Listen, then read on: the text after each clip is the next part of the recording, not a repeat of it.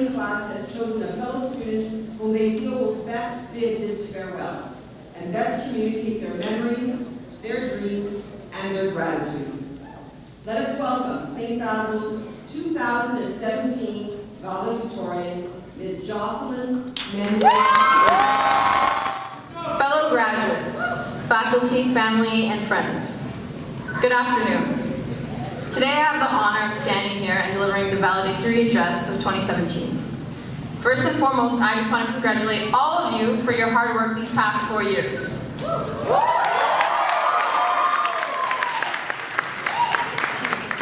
I know when we first came into Basil's, we never really believed that today would arrive so soon.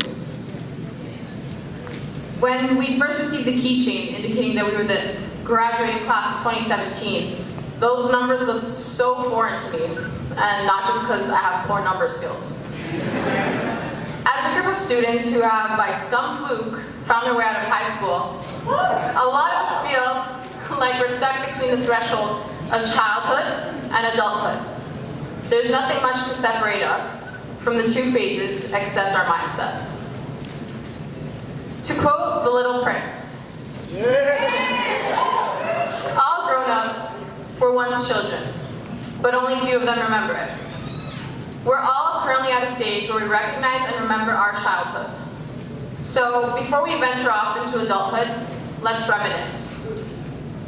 September 3rd, 2013, at the know-it-all age of 14, we walked into the school building and we were forced into a sweaty theater full of strangers, which honestly I think was the greatest concept of being a Niner, because there's so many possible personalities you could meet, and there's so many people to talk to and develop with. It seemed like you could meet someone new and more impressive with each passing day. Grade 9 was a humbling year, especially since we had to learn to play off the embarrassment that came with getting your combination wrong 4 times in a row. And who could forget counting down the days until we had to go to the grade 9 dance. It was such a fun time, even if half of us went to the event in our uniforms.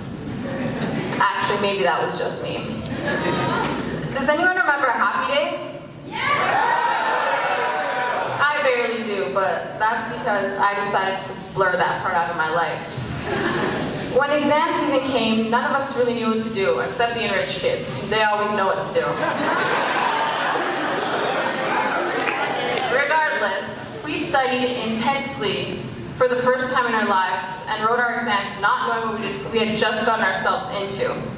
When the summer came, we were eager to finally shed our Niner skin and turn into 10th graders.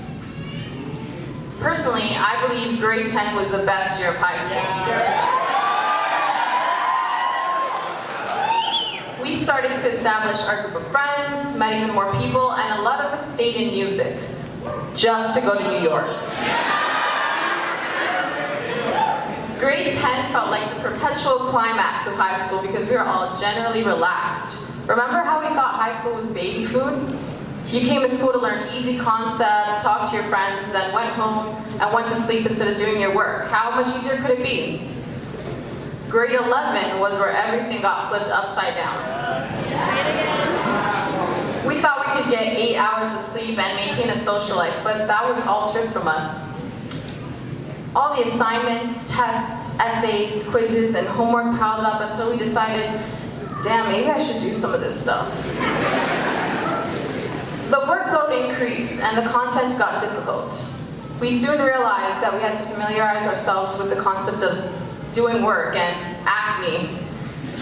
Second semester came, and by this time we were all very familiar with staying up until 2 in the morning, typing out assignments that were due in 7 hours, reading off flashcards until our eyes involuntarily shut, and some of us became way too familiar with wetting the math textbook with tears. Grade 11 was the year I like to call natural selection. Where's Mr. Rick? That one's for you. Because if you had an innately strong work ethic and emotional stability, you would survive to see grade 12. However, if you slacked off for even a moment in the conditions of your relentless school environment, you'd get left behind. Now, senior year. Looking back, there were so many ups and downs, mostly downs. But at least we had Nauman's music to get us. We did, however, have a few good times, like prom. It was an amazing night where we all bonded over our favorite music and just basked in our youth. However, we decided one night wasn't enough and decided to continue the celebration for 4 more days in the form of indulging in conversations at prom party,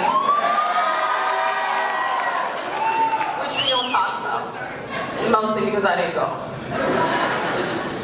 Then our boys' soccer team made it to Oxford. They did an amazing job representing our school and showing us what it really means to work as a team.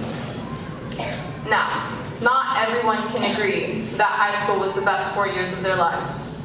But I know that we can all agree that seeing chickens in the cafeteria is pretty memorable.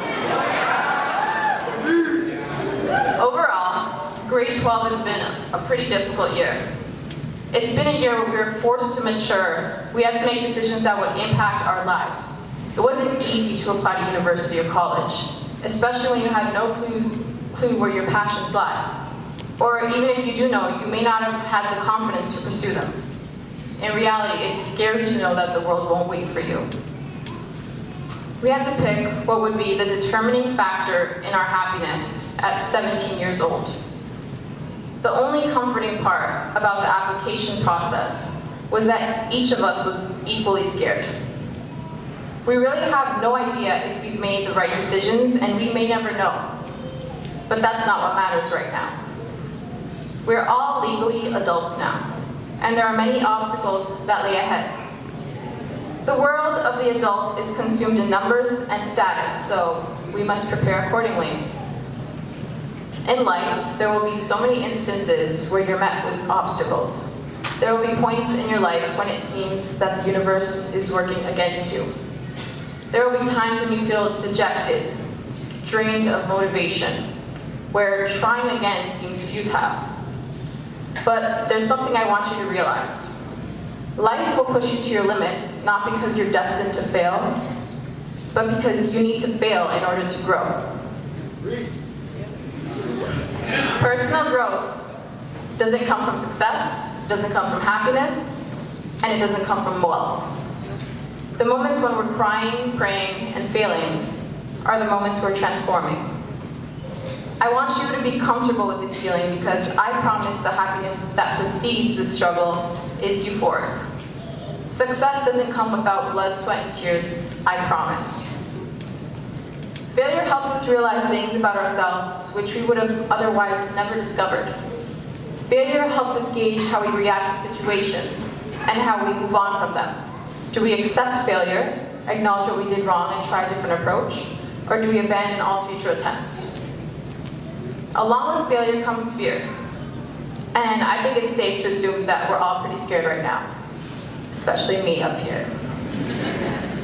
None of us know what awaits us after we leave Basil's.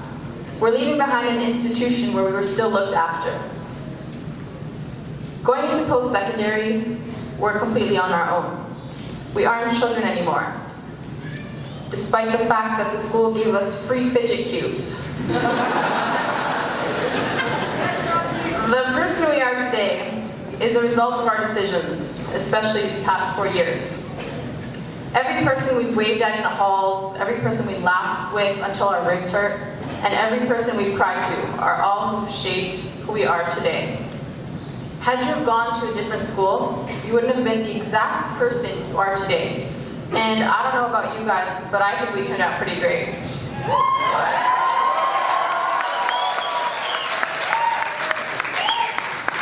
Throughout these years, we've experienced everything together. We've had glow-ups together and eventually turned into the best-looking graduates Basil has ever seen. But most importantly, we've all witnessed Bernard grow a foot every year.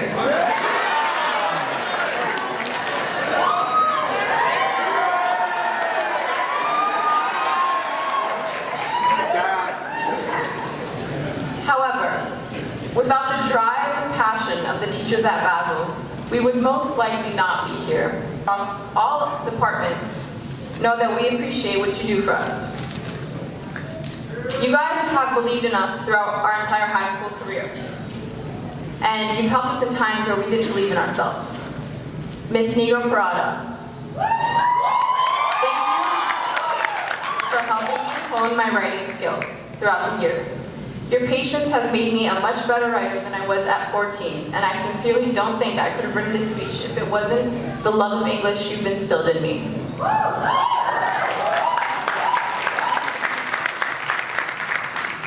Miss Broman, even though you're not here, thank you for letting me write out homework questions on the board and treating us like we're your own kids, and for being funny even when you weren't trying.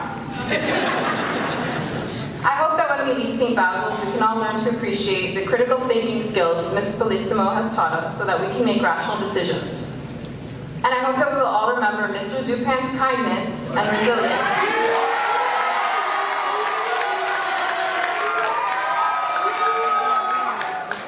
And emulate him when we're faced with difficulties. To all the staff here today, thank you so much for your collaborative work in making St. Basil's a place for learning.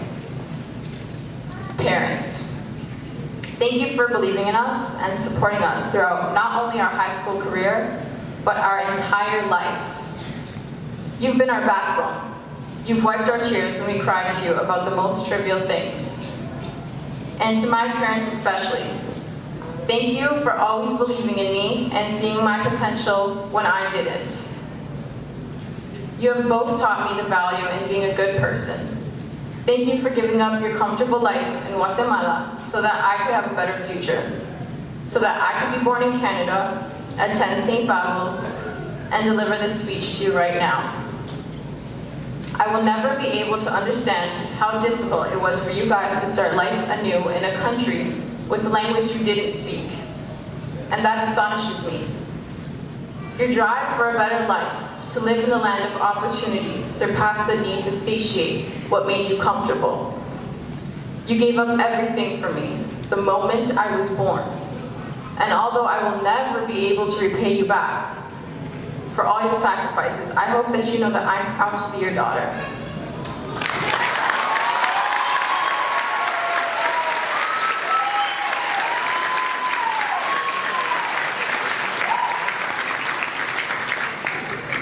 You've both taught me values I will never forget. I love you guys beyond words and numbers, and I really don't think any language will ever be able to express how much you mean to me. Graduates, today is our official farewell. It is the last day we're gathered together. It's time to say goodbye to 20 Sarvey Lane. It's time to say goodbye to good morning, students. The time now is 8:30.